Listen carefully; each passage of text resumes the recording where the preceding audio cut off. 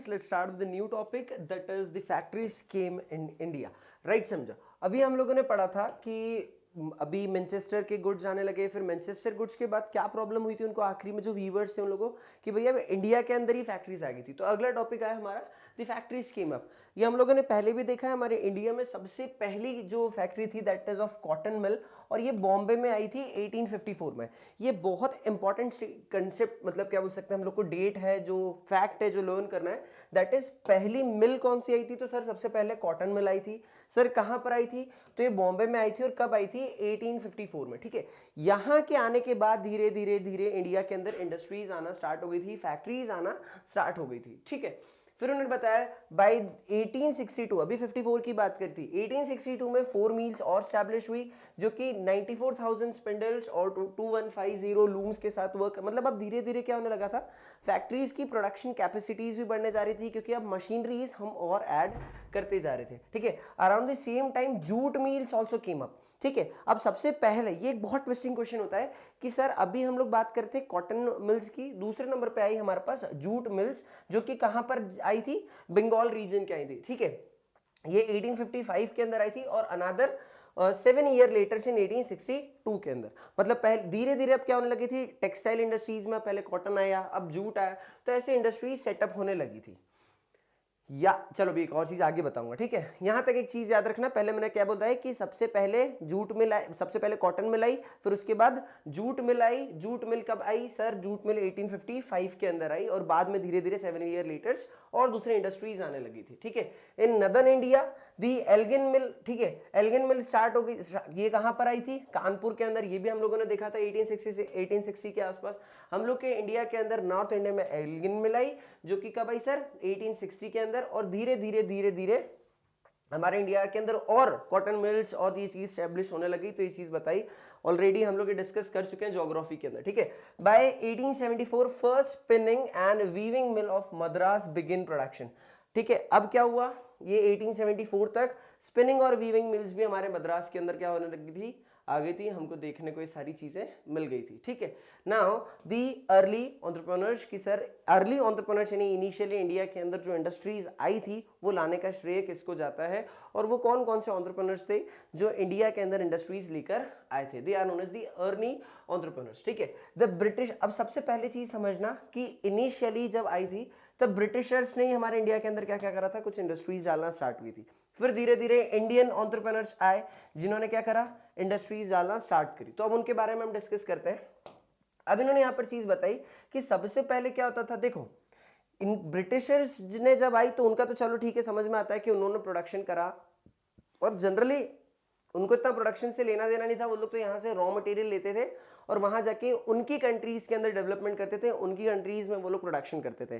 ठीक है, तो यहाँ पर उन्होंने एक चीज ध्यान में रखना कि वहां पर वो लोग कुछ सिलेक्टिव चीजों का ही प्रोडक्शन करते थे, तो उनको इंडिया से भी कुछ सिलेक्टिव चीजें ही जरूरत में लगती थी। ठीक है, तो वो क्या करते थे, जैसे उन्होंने बताया कि इंडिया से क्या एक्सपोर्ट करते थे, ओपियम चाइना को, और धीरे धीरे चाइना से इंग्लैंड लेकर जाते थे, मतलब अब ओपियम हो गया।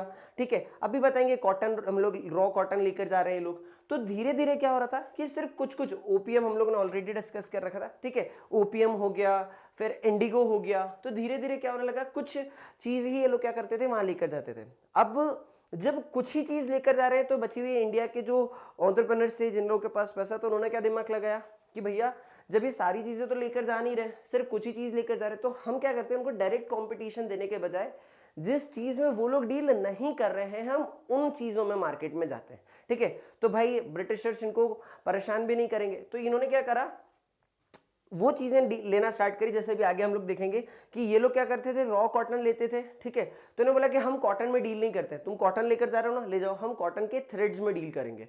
एट द एंड तुमको कपड़े चाहिए, तुम कपड़े तो लेके जा नहीं रहे हो।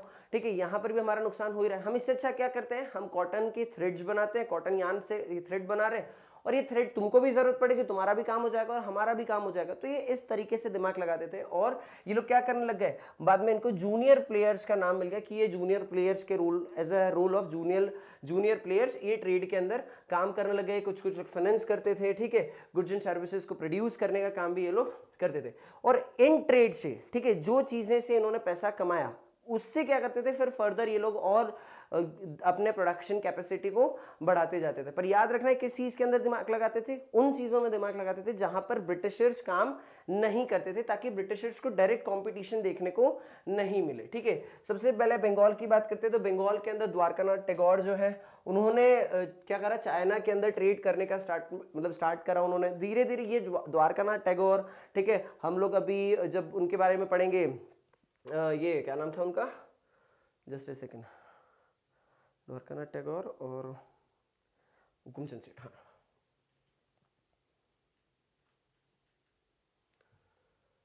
तो द्वारकानाथ टैगोर हो गया, फिर हुकुमचंद सेठ हो गए। तो ऐसे धीरे धीरे प्लेयर्स मार्केट के अंदर आने लगे और उन्होंने क्या करने लगे, प्रोडक्शन करना स्टार्ट करा। Before he turned to industrial investment, setting up his 6 joint stock companies in 1830s and 1840s.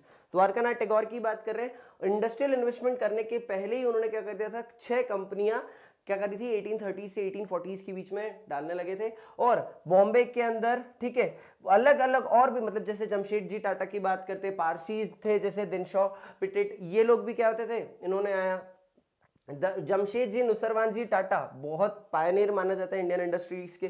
तो ये वो लोग थे इनिशियल एंटरप्रेन्योर्स जिन्होंने हमारे इंडिया के अंदर क्या करा था, इंडस्ट्रियलाइजेशन को पंप अप करा था, यहाँ पर इंडस्ट्रीज इन्होंने स्टार्ट करी थी। ठीक है, हम लोगों ने ऑलरेडी किन किन का नाम चुका, हम लोगों ने द्वारकानाथ टैगोर के बारे में डिस्कस करा, ठीक है, जो कहाँ पर थे, मद्रास के अंदर, साउथ बंगाल रीजन के अंदर बात करी थी द्वारकानाथ टैगोर की। ठीक है, फिर अब यहाँ पर कौन आए, बॉम्बे के अंदर बात कर रहे हैं। बॉम्बे के अंदर जैसे हम अभी जो सीखा है ना, बॉम्बे बंगाल के अंदर कौन थे, द्वारकानाथ टैगोर थे। फिर अब धीरे धीरे साउथ से हम लोग कहाँ चल रहे हैं, हम ऊपर आते हैं नॉर्थ के अंदर। सर बॉम्बे के अंदर कौन थे, तो बॉम्बे में पारसीज जो थे जनरली उन्होंने क्या करा, यहाँ पर काम करना है, जैसे डिनशॉट पिटेट, जमशेदजी नुसरवानजी टाटा, ठीक है, ये उनके फोटोग्राफ से हमको देखने को मिलते हैं। ये इनको जितने भी इंडस्ट्रीज आज हमारे इंडिया में, उसका श्रेय इनको जाता है, इन लोग को जाता है। ठीक है, जनरली वो क्या करते थे, ये ह्यूज इंडस्ट्रियल एम्पायर इन्होंने एस्टैब्लिश करा। ठीक है, हम लोग टाटा बिरलाज इनकी बात करते हैं ना, तो ये सब वही थे। ये लोग क्या करते थे, ये लोग चाइना के अंदर, ठीक है, मिडिल ईस्ट के अंदर यहाँ पर एक्सपोर्ट करते थे वो चीजें जो कि ब्रिटिशर्स डील नहीं करते थे। ठीक है, सेठ हुकुमचंद, ठीक है, मारवाड़ी बिजनेसमैन, ये क्या करते थे, इन्होंने first Indian jute mill establish करी। ठीक है, कहाँ पर, कोलकाता में 1917 के अंदर। मैंने तुम लोग को उधर जब मैं पढ़ा रहा था जूट इंडस्ट्री के बारे में तभी बताया था कि जब पहली जूट मिल थी वो कौन ने कब स्टैब्लिश हुई थी सर, वो तो 1855 के आसपास से स्टैब्लिश हो गई थी। ठीक है, अभी आप बता रहे हो कि पहली जूट मिल कब आ रही है, 1917 में आ रही, तो बिल्कुल यहां पर बोला पहली इंडियन जूट मिल। ये जो आई थी ये किसने स्टैब्लिश करी थी सर, ये ब्रिटिशर्स ने स्टैब्लिश करी थी। यहां पर ये जो स्टैब्लिश कर रहे हैं ये किस कौन है, ये सेठ हुकुमचंद है जो कि एक इंडियन है। इन्होंने क्या करा था, कोलकाता में 1917 में इंडस्ट्री स्टैब्लिश करी थी। इनके इसी कारण से इन्हें जो हुकुमचंद सेठ है, इन्हें cotton Prince, sorry, textile Prince of India या जूट प्रिंस ऑफ इंडिया भी बोला जाता है। ठीक है, और इन्होंने क्या करा था, ऐसा नहीं, मतलब जितने भी जो इनिशियल एंटरप्रेन्योर्स हैं, ऐसा नहीं कि सिर्फ ये किसी एक सेगमेंट में डील कर रहे हैं। ठीक है, इन्होंने भी बहुत सारी industries, series of industries establish करना स्टार्ट करी। पहले जैसे जिन चीज़ों में ब्रिटिशर्स डील नहीं करें, इनिशियली उन्होंने वहीं से क्या करना, अपने कदम उन्होंने पसारना स्टार्ट करे। पहले उन चीज़ों में डील करी जहाँ पर ब्रिटिशर्स काम नहीं करे, फिर धीरे धीरे ये नेसेसिटीज़ पे वर्क करना स्टार्ट करा। फिर नेसेसिटीज़ के साथ ये लोग एकदम मार्केट में ब्रिटिशर्स की आंख में चुभने वाला काम नहीं कर रहे थे, क्योंकि अगर ब्रिटिशर्स की आंख में चुभते तो क्या करते, ब्रिटिशर्स इनको साइड कर देते। ठीक है, इनके ऊपर और रिस्ट्रिक्शंस लगाते। तो इन्होंने क्या करा, धीरे धीरे अपने पैर फंसा रहे, और जैसे ही उनको मौका मिला उन्होंने क्या करने लगे, उन्होंने वैसे बोलते हैं ना कि मौके पे चौका मारना, तो जैसे इनको मौका मिला इन्होंने अपनी इंडस्ट्रियल जो एम्पायर था उसको बड़े लेवल पे स्टैब्लिश कर दिया। ठीक है, जैसे फादर्स और ग्रैंडफादर, मतलब इनकी पूरी फैमिली इनिशियल जो जीडी बिरला जिनके अपन बात करते हैं, घनश्याम दास बिरला आई गेस, तो उन्होंने क्या करा, पूरी जो इंडस्ट्रीज थी, इन्होंने जो बिरला फैमिली हम लोग बात करते हैं, ठीक है, तो यहाँ पर इन्होंने एस्टैब्लिश किया। तो इस तरीके से क्या हो रहा है, हमारे इंडियन एंटरप्रेन्योर्स ने पूरा मार्केट जो था वो डेवलप करा, और ट्रेड जहाँ जहाँ ये करते थे वहाँ के थ्रू ये लोग पैसा जनरेट करके रखते थे, उन्होंने जोड़ के रखते थे, और फिर उससे आगे लोग उन्होंने बिजनेस को अपने फॉर्चून में कन्वर्ट करा। Some merchants from Madras traded with Burma, ठीक है, while others had links with the Middle East and the East Africa। मैं डिस्कस कर ही रहा था कि मिडिल ईस्ट के अंदर ये लोग डील करते थे, तो कुछ कुछ मर्चेंट्स किस तरीके से बर्मा में और बाकी मिडिल ईस्ट ईस्ट अफ्रीका में डील करने लग गए थे, ठीक है। इनके अलावा भी देखो उन्होंने क्या बताया कि there are some external groups. ये क्या बात कर रहे हैं, ये उन ग्रुप्स की बात कर रहे हैं जो इंटरनेशनल ट्रेड में डील कर रहे हैं। यहाँ पर कुछ और भी ग्रुप्स थे जो कि डायरेक्टली क्या करते थे, एक्सटर्नल ट्रेड के अंदर डील नहीं करते थे, ये इंटरनल ट्रेड में कंट्रीब्यूट करते थे, ठीक है। दे operated with in the India only, ठीक है। ये क्या करते थे, एक प्लेस से गुड्स को दूसरे प्लेस पे लेकर जाते थे, इवन मान लो पोर्ट्स तक लेकर जा रहे हैं। ये लोग एक्सटर्नल ट्रेड नहीं कर रहे, ठीक है। बैंकिंग मनी मतलब पैसों की रिक्वायरमेंट होती थी, फाइनेंस करने का काम करते थे, ठीक है। फंड्स का ट्रांसफर करते थे एक सिटी से दूसरे सिटी तक, ट्रेडर्स को फाइनेंस करते थे। तो इन्होंने क्या बोला, ये ट्रेड इंडस्ट्रीज को देखो एक चीज समझना, जब भी कोई बिजनेस करता है तो बिजनेस ऐसे नहीं होने लगता है, कुछ फैक्टर्स की रिक्वायरमेंट होती है उसको बिजनेस करने के लिए, ठीक है। जिसमें से सबसे इंपॉर्टेंट एक फैक्टर जिसको बोलते हैं हम लोग कैपिटल, जिसके बारे में डिस्कस करते हैं, ठीक है। और जब कैपिटल जिनके पास इनफ होता है वो लोग तो करेंगे, लेकिन जिसके पास इनफ कैपिटल नहीं होता है वो क्या करता है, वो लोन लेता है मार्केट से, ठीक है। तो ही नीड फंड्स, ठीक है, ही नीड फाइनेंस। तो क्या होते थे, कुछ कुछ दूसरे सेक्टर्स जो दूसरे लोग हैं वो क्या करते थे, इन्हें फाइनेंस करते थे। तो एक वो सेक्टर हो गया जो डायरेक्टली क्या कर रहा है, इंडस्ट्रीज को क्रिएट कर रहा है, इंडस्ट्रियल वर्क कर रहा है, प्रोडक्शन कर रहा है। दूसरा व्यक्ति क्या कर रहा है, जो उस इंडस्ट्रीज को सपोर्ट प्रोवाइड कर रहा है, गेटिंग में। जैसे उन्होंने क्या करा, with the help of finance वहां पर उनको प्रोवाइड फैसिलिटी प्रोवाइड करने लगे, ठीक है। कुछ लोग क्या कर रहे थे, ट्रांसपोर्टेशन के अंदर उनको मदद कर रहे थे, राइट। क्योंकि एक व्यक्ति ने प्रोडक्शन कर लिया, अब दूसरा क्या करेगा, उसको ट्रांसपोर्ट करके दूसरी जगह लेकर जाएगा। तो ये सीरीज ऑफ एक्टिविटीज भी होने लगी थी, ठीक है। ये भी एक इंडस्ट्रियल चेन के अंदर हम लोग को समझने को मिलेंगे। फिर देखो, जब भी जैसे उनको अपॉर्चुनिटीज मिलते गई, वह उन्होंने क्या कर गए और नई नई फैक्ट्रीज ओपन करते गए। जैसे जनरली हम लोग बॉम्बे के अंदर देखते हैं तो इंडस्ट्रियल हब है, ठीक है। आसपास के जितने लोग हैं वो क्या कर रहे हैं, वहां पर काम करते हैं। ऐसे ही जब मारवाड़ी बिजनेसमैन है जिनके अपन लोगों ने बात करी, हुकुमचंद सेठ, इन्होंने क्या करा था, ये जो मालवा जो मतलब मारवाड़ रीजन था, पूरा मारवाड़ रीजन मतलब राजस्थान वाला पैनल ले लें, मेजर जो थे इंदौर के थे, राइट। तो इंदौर के आसपास का जो एरिया था यहाँ पर इन्होंने प्रोडक्शन करना स्टार्ट करा, ठीक है। जो अपन जैसे बिरलास की बात करी थे तो ये पिलानी रीजन के आसपास, तो इन्होंने अपने अपने रीजन्स को क्या करने लगे, डेवलप करने लगे। वहां के आसपास का रीजन, वहां पर नई नई फैक्ट्रीज ये लोग क्या करते गए, जैसे जैसे अपॉर्चुनिटी मिलती गई वैसे वैसे ये लोग फैक्ट्री स्टैब्लिश करते गए। और धीरे धीरे धीरे क्या करने लगे, ये लोग टेक्नोलॉजी में भी अपग्रेड करने लगे, ठीक है। जैसे इनिशियली हो सकता है मान लो ये लोग इतनी ज्यादा मशीन्स का यूज नहीं कर रहे हैं, बट जैसे जैसे इनको अपॉर्चुनिटीज मिलते जा रही हैं, इनके पास कैपिटल जनरेट होता जा रहा है, ये लोग और उसको फंड्स को उसी में डाल के अपने इंडस्ट्रियल प्लेटफॉर्म को बढ़ाते जा रहे हैं, ठीक है। जैसे दोनों बताया, as the colonial control over Indian trade tightened, the space within which Indian merchants could function became limited. क्या हुआ, जैसे जैसे अब जो ब्रिटिशर्स है वो क्या करते रहे, टाइट करते जा रहे अपना मार्केट को। और अब क्योंकि ब्रिटिशर्स की भी तो पॉलिसी थी ना, उनको भी तो अपना मार्केट को डेवलप करना है, ठीक है। तो उन्होंने जैसे जैसे यहाँ पर मार्केट कैप्चर करना स्टार्ट करा, तो जो इंडियन मर्चेंट्स है उन लोग के पास स्पेस जो थी, उनके पास जो एरिया ऑफ ट्रेड था वो धीरे धीरे क्या होने लगा, कम होने लगा। पर ये कब तक हुआ अभी डिस्कस करेंगे आगे, ठीक है। और फिर कैसे इंडियन एंटरप्रेन्योर्स को एक स्पार्क मिला डेवलपमेंट के लिए, वो भी देखते हैं। They were barred from trading with Europe in the manufactured goods and had to export mostly raw materials and food grains like raw cotton, opium, wheat and indigo, ठीक है। These are only required by the Britishers। मैंने क्या बताया था initially भी कि Britishers को कुछ ही चीजों की मेजरली रिक्वायरमेंट होती थी, तो वो दिमाग में उन्हीं चीजों में लगाते थे, ठीक है।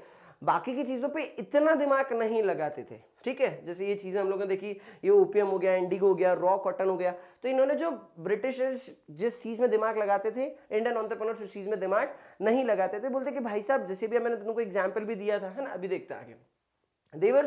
They were also gradually edged out with the shipping business, ठीक है। वो धीरे धीरे शिपिंग बिजनेस के अंदर भी थे।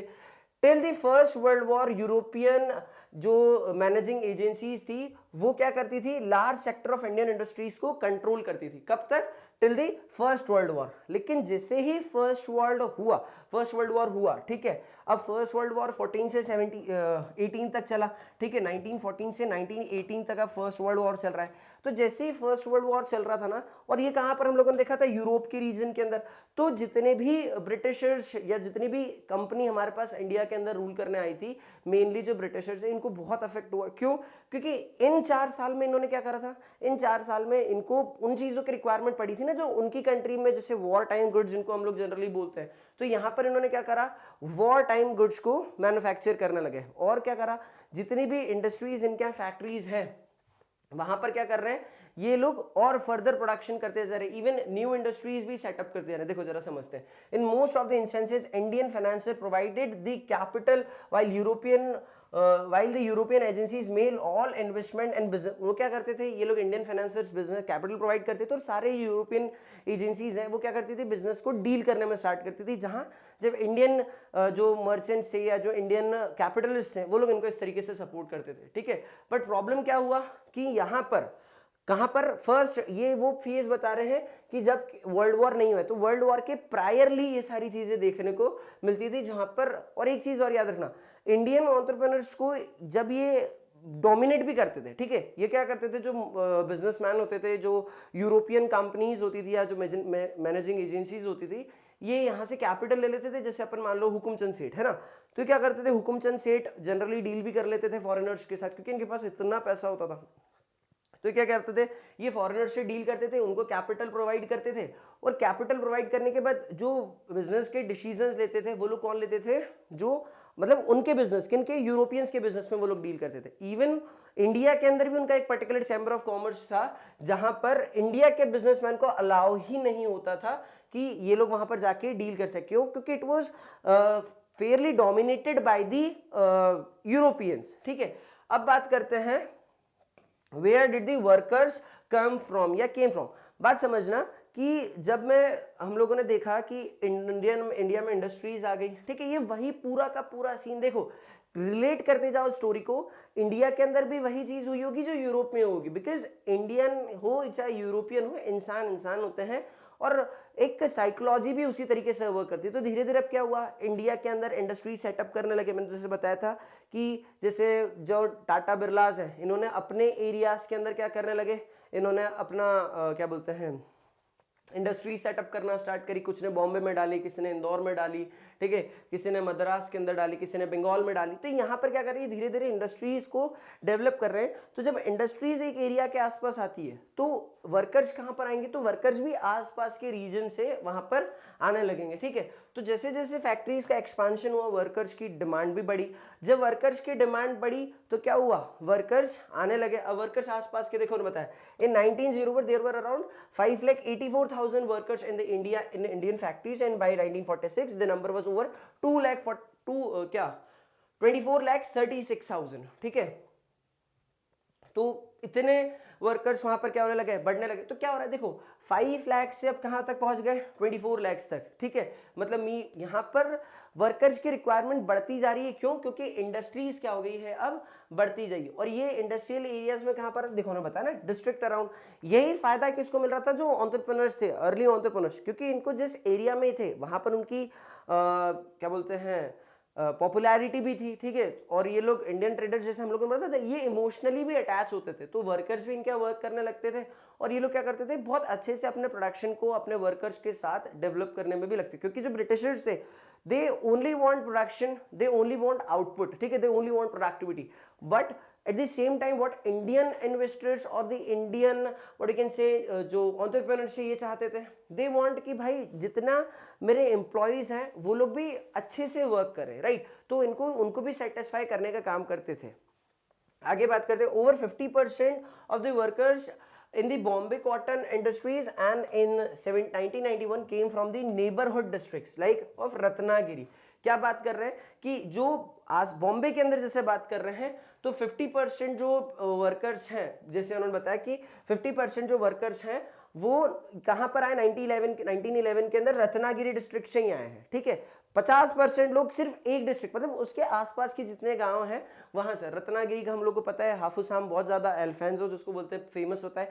तो क्या करते हैं कुछ लोग उनकी ओरिजिनल, क्योंकि क्या हो रहा है, बात समझना कि हर कोई व्यक्ति के पास, अब तो बोले सर रत्नागिरी में आप बता रहे हो अल्फांसो इतने पॉपुलर है, तो रत्नागिरी में वो खेती क्यों नहीं करने लगे। बट बात समझना, हर किसी के पास इतना लैंड नहीं है कि वो अपना सेल्फ प्रोडक्शन कर सके, ठीक है। तो जो वर्कर्स होते थे वो जनरली क्या करते थे, they search for the work, और आसपास जब अपॉर्चुनिटी मिल रही थी, they used to go and grab the opportunity, ठीक है. While in the mills of Kanpur, most of their textile hands came from the villages within the district of the Kanpur. हम लोगों ने बोला बॉम्बे के अंदर कहाँ से आ रहे हैं, रत्नागिरी से, whereas जो कानपुर डिस्ट्रिक्ट के कानपुर के अंदर आसपास के जो कानपुर के विलेजेस हैं वहीं से हम लोग को देखने को मिल रहे हैं, ठीक है.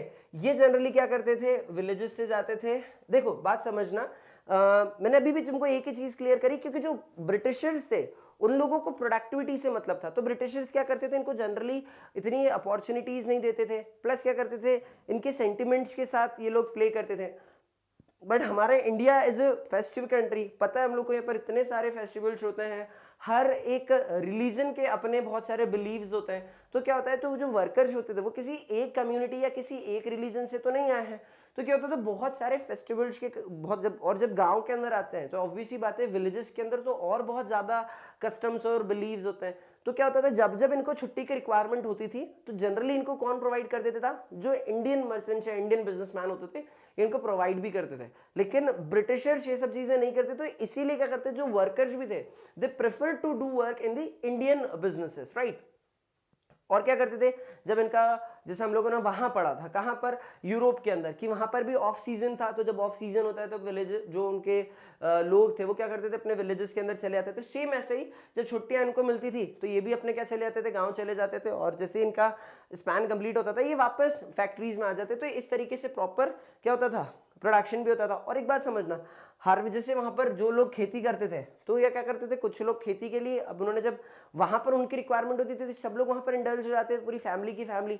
जैसे उनका सीजन, जस्ट क्योंकि एग्रीकल्चर भी क्या होता है, हम लोग बोलते हैं सीजनल बिजनेस होता है, तो जब ऑफ सीजन एग्रीकल्चर का होता है तब ये लोग फैक्ट्रीज में चले जाते हैं, तो एक्स्ट्रा इनकम भी इनकी जनरेट हो जाती थी, ठीक है. धीरे धीरे क्या होने लगा, पूरे मार्केट के अंदर, आसपास के एरियाज के अंदर जो हम लोग बोलते हैं वर्कर्स बढ़ने लगे. पॉइंट ये था कि अब हर किसी की इच्छा होने लगी कि भाई हम फैक्ट्री के अंदर वर्क करें, ठीक है. तो इसी ड्रीम के कारण लोग क्या होते थे, मुंबई गए, ठीक है. बॉम्बे के अंदर क्यों, उसको बोलते हैं ना कि भाई सपनों की रानी, ठीक है, सिटी ऑफ ड्रीम्स. क्यों जाते थे लोग, क्योंकि भाई वहां पर माया नगरी, क्यों इतने सारे नाम उसको बॉम्बे को दी, क्योंकि लोगों ने क्या करते थे, लोगों ने नोटिस करा कि भाई मैं विलेज में हूँ, मैं सिर्फ खेती कर रहा हूँ, तो मैं कुछ लेवल तक का ही पैसा कमा पा रहा हूँ, ठीक है. लेकिन अगर मैं सिटी में जा रहा हूँ, वहां पर मैं फैक्ट्री में कर रहा हूँ, तो वहां पर उनके गांव के लोग इतने बड़े बड़े बिजनेसमैन बन गए, इतना सारा पैसा कमा लिया उन लोगों ने, ठीक है, अच्छी लाइफ जी रहे. तो अब ये लोग भी क्या करते थे, इन लोगों की भी इच्छा है कहाँ पर जाके फैक्ट्री में वर्क करने की.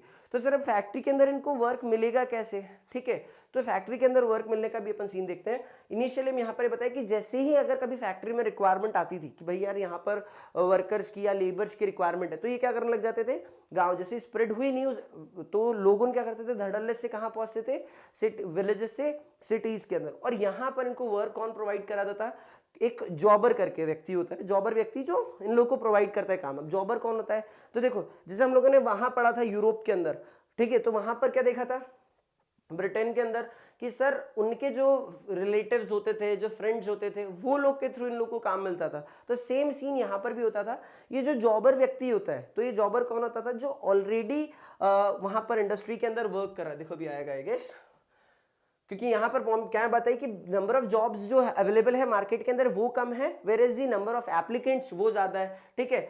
तो इतनी सारी ऐसी भीड़ देखने को मिलती थी, फैक्ट्रीज के बाहर लाइन लगती थी नौकरी पाने के लिए, क्योंकि लोगों का ड्रीम हो रहा है ना कि भाई हम गांव से शहर में जाएंगे, नौकरी करेंगे, ज्यादा पैसा कमाएंगे. क्योंकि उन्हीं के गांव के कुछ लोग जो पहले इंडस्ट्रीज के अंदर वर्क करने चले गए थे, फैक्ट्रीज में वर्क करने गए थे, ये लोग बहुत प्रॉस्पर हो चुके थे. तो इन लोगों को कौन रिक्रूट करता था, जो जॉब के लिए, जिसका नाम हम लोगों ने रखा जॉबर.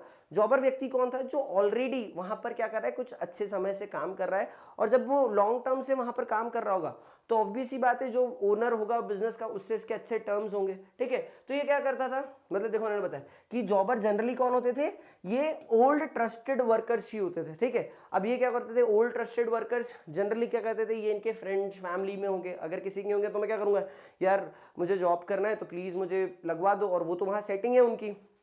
तो ये क्या करते थे, इन लोग को जॉबर्स इनको वर्क प्रोवाइड करते थे, ठीक है. और जब ये वर्क प्रोवाइड करते थे तो क्या बोलेंगे, भाई फ्री में तो कोई काम करूंगा नहीं मैं, तो ये क्या करते थे, जनरली उन लोगों से क्या करते थे, ये लोग पैसे डिमांड करते थे नौकरी लगवाने के, ठीक है। तो इस तरीके से देखो इन्होंने बताया ना कि demanding money and the gift for his favour, ठीक है। तो उनको क्या करते थे, ये लोग प्रोवाइड करते थे और इस तरीके से क्या करते थे, इन लोग को जॉब्स प्रोवाइड करते थे। तो जॉबर एक व्यक्ति हो गया। पूछा जाए कि जॉबर कौन है, किस तरीके से वर्कर्स जो है वो फैक्ट्रीज के अंदर, क्यों वर्कर्स फैक्ट्रीज के अंदर जाने की इच्छा रखते थे, वर्कर्स आते कहां से, तो ये पूरा सेगमेंट हम लोगों ने इस टॉपिक में डिस्कस करा। Now let's move to the next topic, that is, just a second, that is क्या है भैया, the peculiarities of industrial growth, ठीक है। द पर्क्युलरिटीज नहीं, एक सेकेंड, हाँ भैया, एक तो यहां स्लाइड से हटा देना इसको। So let's move to the next topic, that is the peculiarities of industrial growth, ठीक है। अब peculiarities of industrial growth क्या हुआ उसको समझते हैं।